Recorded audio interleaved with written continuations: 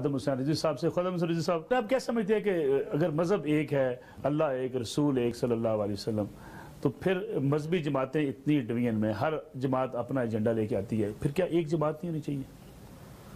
اللہ اکبر, بالکل ایک ہونی چاہیے, لیکن نظریات میں اختلاف ہو جانا تو کوئی ایسی بات نہیں ہے. پاکستان کا آئین اتنا سارا ہے تو وکیل وہاں عدالت میں کھڑے ہوتے ہیں تو ایک مشرق میں چلا جاتا ہے, دوسرا مغرب میں چلا جاتا ہے. اس میں یہ تھوڑا ہوتا ہے کہ بھئی یہ دوسرے کے مخالف ہیں. تشریعات میں تو اختلافات ہو سکتے ہیں نا. لیکن علامہ صاحب, جس ملک کے اندر علامہ شاہ احمد نورانی صاحب جیسا شخص کامیاب سیاستدان نہ بن سکا, جہاں ڈاکٹر طاہر القادری جیسا مبلغ مقرر کامیاب سیاستدان نہ بن سکا, وہاں علامہ خادم حسین رضوی ایک کامیاب سیاستدان کیسے نہیں کامیاب سے ہم نے کب کہا کہ ہم کامیاب بننا چاہتے ہیں؟ ہم نے یہ کہا کہ حضور کی امت کا جو شعور جو ہے وہ دین کی طرف آئے, اور وہ لوگ جو کہتے تھے پاکستان بڑی تیزی سے لبرلزم کی طرف جا رہا ہے, ہم اس کو روکا ہم نے کہ نہیں روکا. لیکن یہ کیسے ممکن ہے علامہ صاحب کہ آپ بھی جس مسلک کی, جس نظریے کی بات کر رہے ہیں, اسی مسلک کو نظریے کی بات کرنے والے بہت سے اور لوگ بھی موجود ہیں. ڈاکٹر صاحب بھی وہی بات کرتے ہیں, طاہر القادری صاحب بھی, وہ جیسا کہ میں نے پہلے کہا JUP بھی یہ بات کرتی ہے. پھر ضرورت کیوں محسوس ہوئی آپ نے ایک نئی جماعت تحریک لبیک یا رسول اللہ بنا دی؟ اب طاہر القادری صاحب کے بارے میں تو آپ کو پتہ ہے, انہوں نے ممتاز قادری کو قاتل کہا. انہوں نے وہی بولی جو عمران نے بولی, ٹھیک ہے. لیکن حیرانگی ان لوگوں پر ہے کہ جو جنازے میں سٹیج پر کھڑے تھے ممتاز قادری کے, اور وہ ہمارے ساتھ کھڑا ہونے کے بجائے ان کے ساتھ جا کھڑے ہوئے جنہوں نے ممتاز کو پھٹے لگا. یہ سوال تو ان سے ہونا چاہیے, بھئی آپ کون سا اسلام چاہتے ہیں, وہ جنازے والا یا جنہوں نے پھٹے لگایا ان والا؟ یہ تو سوال ان سے ہونا چاہیے. ہم جس نظریے پر پہلے دن سے کھڑے ہیں آج بھی الحمدللہ اسی نظریے پر کھڑے ہیں. لیکن علامہ صاحب, کیا صرف, میں نے پہلے بھی آپ سے سوال کیا تھا, صرف ممتاز قادری ایشو ہی ایک مذہبی جماعت کے لیے سیاست کا موضوع ہونا چاہیے, یا جیسے کہ آپ ایک براڈ بات کر رہے ہیں, اسلام کی بات کر رہے ہیں, اسلامی ریاست کی بات کر رہے ہیں, اس کی طرف جانا چاہیے؟ ممتاز قادری ایشو جو ہے نا وہ روح اسلام ہے. اسی پر اقبال نے آ کر ختم کر دی تھی بات کہ بمصطفیٰ برساں خیشرا کے دی ہماؤست گربہ نہ رسیدی تمام بولا بیست. اس نے کہا کہ سارا دین حضور کی ذات ہے, اگر کوئی مسلمان وہاں تک پہنچا تو ٹھیک, ورنہ ابو لہب اور اس کے درمیان کوئی فرق نہیں ہے. تو حضور کی ذات ہی تو جدھر سے بھی کوئی جمع تفریق کر کے لائے گا نا, آگے حضور ہی کھڑے ہیں. لیکن جب نبی کریم صلی اللہ علیہ وسلم کا طریقہ کار تھا ایک اسلامی معاشرت قائم کرنا, جہاں انسانوں کے حقوق ہوں گے, جہاں لوگوں کو روزگار ہوگا, فرمایا کہ میں سراقہ کو کہا میں تیرے ہاتھوں میں قصہ کے کنگن دیکھ رہا ہوں, ریاست, اسلامی ریاست, اسلامی معاشرہ, اس کی تشکیل میں مذہبی جماعتوں کا کردار کیا رہا ہے؟ اس میں یہی رہا کہ جب بھی الیکشن کی باری آئی تو کہا کہ اب دو برائیاں ہیں, ایک چھوٹی برائی ہے ایک بڑی برائی ہے, تو بڑی کو چھوڑ کر چھوٹی کے ساتھ لگ گئے. پھر جب وہ بڑی بنی تو پھر کہا نہیں اب یہ بڑی بن گئی, اب یہ ایسی ہوتا رہا. ان کو چاہیے تھا کہ اپنا طریقہ کار وضع کرتے جی, اور لوگوں کے سامنے اسلامی نظریہ پیش کرتے اور خود اس پر چلتے. آپ سمجھتے ساری سیاسی جماعتیں غلط ہیں پاکستان؟ میں نے کب کہا یہ غلط ہے؟ میں نے کہا یہ نظریہ پاکستان سے ہٹ گئی ہیں. غلطیاں کوتاہی ہو سکتی ہیں, واپس آ سکتی ہیں, ٹھیک ہو آ سکتی جائیں نا واپس. غلطی ہم نے کب کہا آ جائیں واپس سارے.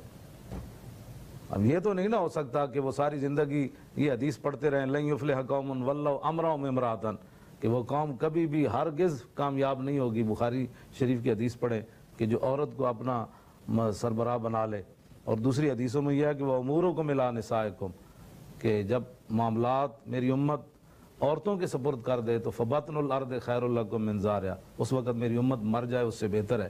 یہ سارے معاملات ہونے کے بعد وہ حدیثیں عمران خان کی امیدوار میں نظر نہ آئیں اور بے نظیر کے خلاف سارے اٹھ کر فتوے دے دیں کہ یہ حدیث ہے اس کو سربراہ. تو مجھے بھی تو یہ بتائیں نا, ان کے اپنے دور معیار نے ان کو اس مقام پر پہنچایا. آپ سمجھتے کسی عورت کو الیکشن میں حصہ نہیں لینا چاہیے؟ میں نے یہ نہیں سمجھا, یہ نہیں میں نے کہا بات. میں نے کہا کہ یہ جو ہمارے مقابلے میں کھڑے ہوئے ان سے میرا یہ سوال ہے. لیکن علامہ صاحب جو اس وقت پکچر ہے خاص طور پہ مذہبی لوگوں کے حوالے سے, ایک پکچر یہ ہے کہ جیسے کہ دہشت گردی ہے, اس کے پیچھے جہاں کی دھماکہ ہوتا ہے مسلمان ممالک کا نام آ جاتا ہے. پاکستان کے اوپر الزام ہے مدارس میں لوگ ایسے پروان چڑھتے ہیں جو گردنیں کاٹتے ہیں, بم دھماکے کرتے ہیں, خودکش بمبار بھی اسی خطے سے جنم لیتے ہیں. یہ کیا وجہ ہے, کیوں مسلمان اتنی انتہا پسندی کی طرف چلے گئے؟ کون انہیں لے گیا؟ یہ کون لے گیا انہیں؟ روس کے مسئلہ میں کس نے مجاہدین بنائے؟ اور کس نے ان کو پناہیں دی, کس نے ان کو تربیتیں دی؟ ہم نے دی. یہ سوال ان لوگوں سے ہونا چاہیے جنہوں نے مدارس سے بندے نکال کر ان کو کہا کہ یہ بہت بڑا جہاد ہے, اور ان کو مالی سپورٹ بھی کی, اور ان کو بڑی بڑی گاڑیاں مہیا کی, ان کو بڑے بڑے محلات ان کے بنائے. جب ان کا کام نکل گیا تو کہا کہ اب یہ دہشت گرد ہے. یہ سوال تو مجھے کرنا چاہیے, ٹھیک ہے. ہاں, جنہوں نے پہلے جہاد تھا, فساد کنہوں نے بنایا؟ ہم نے بنایا.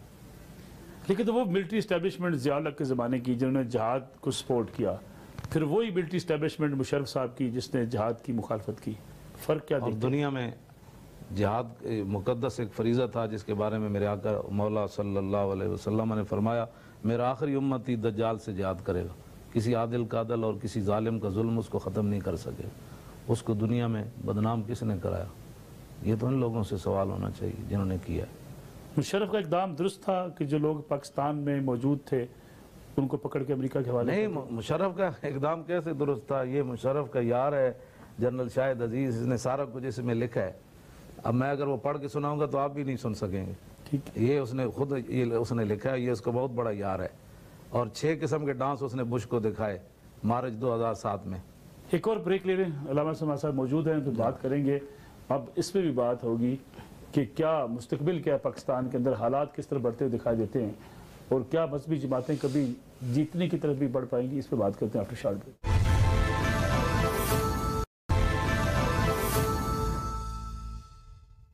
پروگرام میں ایک بار پھر خوش آمدید. ہمارے ساتھ موجود ہے علامہ خادم حسین رضوی. خادم حسین رضوی صاحب, شیعہ, سنی, بریلوی, دیوبندی, اہل حدیث, اتنی ٹکڑوں میں تقسیم مذہبی قوت کیسے جیتے گی؟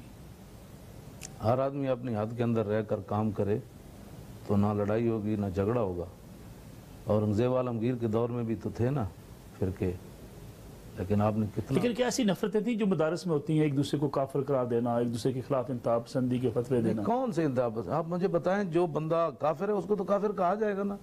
جو آدمی فاسق ہے اس کو فاسق تو کہا جائے گا. یہ قانون تو نہیں نا بدلا جا سکتا. ایک بندہ چور ہے, آپ اس کو چور نہیں کہیں گے. ایک بندہ اشارہ توڑ کر جا رہا ہے تو آپ اس کو وارڈن کو کہیں گے کہ آپ اس کو نا یہ نہیں کہنا بھئی یہ اشارہ اس نے توڑا ہے. لیکن مذہبی اختلافات, فقہی اختلافات کی بنا پر کافر قرار دینا؟ فقہی اختلافات کی بنا پر کیسے کسی نے بھی کسی کو کافر قرار نہیں دیا. اب کافر وہی قرار پائے گا جو کافروں والا کام کرے گا. ایسا جملہ اسلام کے بارے میں کہے گا یا حضور کے بارے میں جو بھی بات ہے اسلام کے خلاف جو بات کہے گا, وہ تو ہم نے تھوڑی باتیں کی ہیں, یہ تو حضور نے بھی باتیں. لیکن ایک بات آپ مانیں گے کہ دینی مدارس کے اندر مختلف جو مسالک کے مدارس ہیں, ایک مسلک دوسرے مسلک کے بارے میں بڑے انتہا پسندانہ رویہ رکھتا ہے. میں خود پڑھاتا رہا ہوں. میں نے عربی گرامر پر تعلیلات پر وہ کتاب لکھی ہے جو 1400 سال کسی نے بھی نہیں لکھی. سارے اس بات کو مانتے ہیں.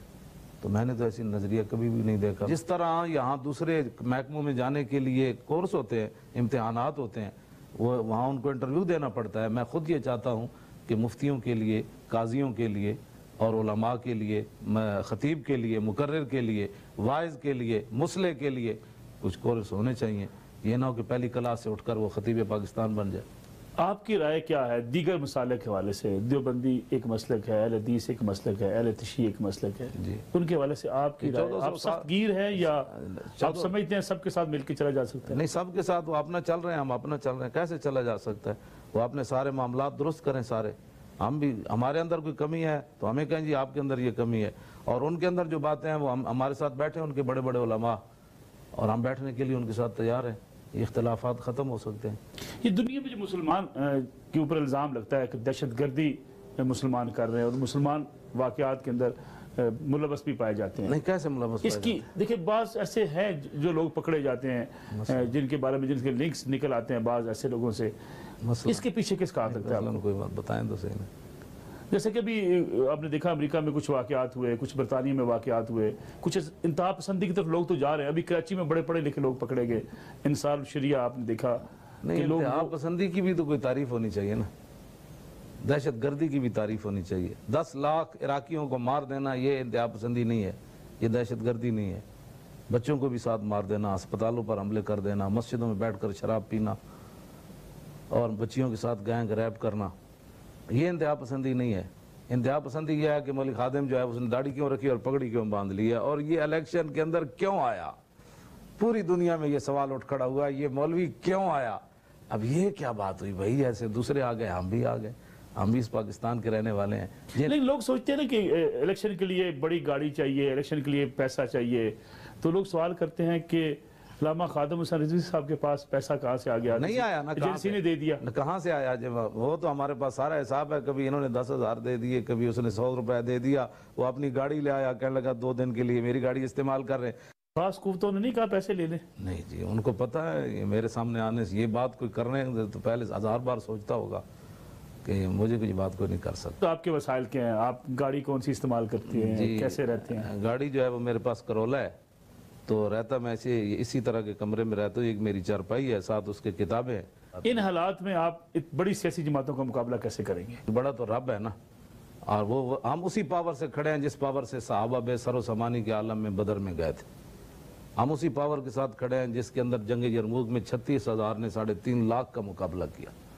हम उसी पावर से खड़े हैं कि एक तहबंद बांधे हुए हजरत मुसअब बिन उमैर मैदान ओहद में गए, कफन भी नसीब ना हुआ। यही तो मैं चाहता हूँ कि इस्लाम अपनी एक पावर रखता है, और उसने हमें 120 हल्के में दिखा दिया कि इनके पास कुछ भी नहीं था, इसके बावजूद बड़ी बड़ी दुनिया हैरान हो गई ये पैसा कहाँ से आया, कहीं से भी नहीं आया, कहाँ से कौन देता है, कौन देने को मुंह चाहिए, देने वाला है सच्चा हमारा नबी। लोग तो इसलिए भी डर रहे थे ना कि शायद आप पिंडी से आशीर्वाद लेके आए हैं, इसलिए आपकी तरफ कौन सी है पिंडी? मुझे तो आपका ये इस्तिलाह भी नहीं समझ आ रही, पिंडी कौन सी होती है, आशीर्वाद भी कौन सी, कहीं भी नहीं है। इंशाल्लाह आप देखेंगे कि नौजवान तबका सारा हमारे साथ खड़ा है। लेकिन अल्लामा साहब, एक हम जब सोसाइटी को देखते हैं, लगता यह कि नौजवान तबका, नई नस्ल इस्लाम के उतना करीब नहीं आ रही जितना आना चाहिए था। बहुत ज़्यादा आ गई। ऐसे ऐसे बच्चे मुझे मिले, उन्होंने कहा कि हमने 3 साल से गैर महरम औरतों को नहीं देखा, और साउथ अफ्रीका और यूरोप की मैं बात आपको सुना रहा हूँ। कहा कि जब से आपकी तकरीर सुनी है, रोज़ाना कुरान भी पढ़ता हूँ, ये भी करता हूँ, माँ बाप के गुस्ताख था वो भी ठीक हो गया, और ये काम बुराइयाँ थी वो सारी ख़त्म हो गई। ये एक दो बंदे नहीं हैं, ये लाखों ऐसे बंदे हैं। तो आप समझते हैं मुस्तकबिल है ऐसा मजहबी जमातों का? मजहबी जमातों का नहीं, मुस्तकबिल इस्लाम का है जी हाँ। उसमें आप खड़े हो जाएंगे, हम आपके पीछे, ठीक है जी। ये ज़ायरान हरीम मगरिब हजार बने रहबर हमारे, हमें भला उनसे वास्ता क्या है जो तुझसे ना आशना। आप अमेरिका जाने के हामी हैं? अमेरिका जाना चाहिए? जाना तो पूरी दुनिया में चाहिए, और वहाँ एयरपोर्ट पर आप उतरें तो लोग वो ब्रायलर चूचे आपको देख कर कहें कि ये देखे मोहम्मद अरबी का गुलाम आ रहा है। अमेरिका जा सकते हैं, आप लोगों से मिल सकते हैं, मियां नवाज शरीफ से, नहीं मैं नहीं जा सकता, जरदारी से, नवाज शरीफ से, बिलावल से नहीं मिल सकते? मैं नहीं जाता, हमारे बच्चे जाएं, नौजवान जाएं। मैं तो हज उम्रे करने के लिए नहीं जाता फिलहाल, कि मैं किस मुंह से हुजूर के सामने जाऊं। खाके बने हम, मुदानत की, हुजूर के घर की फिल्में बनी, हमने क्या किया? लेकिन आप मियां नवाज शरीफ, आसिफ अली जरदारी, बिलावल भुट्टो, इनसे मिलने के इनको दोबारा जो है ना, वो इनको मैं कान पकड़ा के इनको पहले इस्लाम समझाऊंगा कि भाई आप पूरा कलमा सुनाएं, दुआ कुनूत सुनाएं, कम अज़ कम एक ये तो बताएं इस्लाम के अंदर क्या है, नमाज के अंदर कितने फ़र्ज़ हैं, बाहर कितने फ़र्ज़ हैं, और नमाज जनाजा कम अज़ कम जो बुनियादी बातें वो तो मुझे बताएं ना। क्या इस बिना पे किसी फर्द को परखा जाएगा कि उसको अगर सूरतें ज़्यादा आती हैं? मैदान ओहद में जब शुहदा की तदफीन की बारी आई तो मेरे आका ने फरमाया यूं मखज़न लिल कुरान, कि इनमें से कुरान का सबसे ज़्यादा जानने वाला कौन है?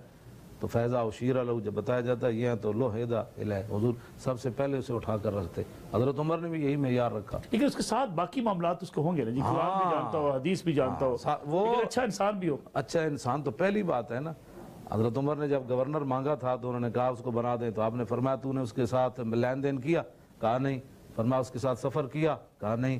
फरमाया उसकी हमसायगी में रहे हो? कहा नहीं। तो फरमाया सिर्फ तुमने उसको कमर दौरे करते हुए देखा है। इस्लाम तो पहले ये देखता है ना, ये नहीं मैं बात कर रहा कि वो बददियानत हो, वो सूद खोर हो, लोगों की अमानतें रगड़ जाता हो और लिबादा इस्लाम का ना ना ना। खादिम हुसैन रिजवी साहब हमारे साथ मौजूद थे। आज का प्रोग्राम था जिसमें हमने बड़ी तफसील से बात की तहरीक लब्बाइक पाकिस्तान के हवाले से भी, 120 के हवाले से भी, और मुल्की सियासत में मजहबी जमातों का क्या किरदार हो सकता है। दूसरा मलक इजाज़त दीजिए, अल्लाह हाफिज़।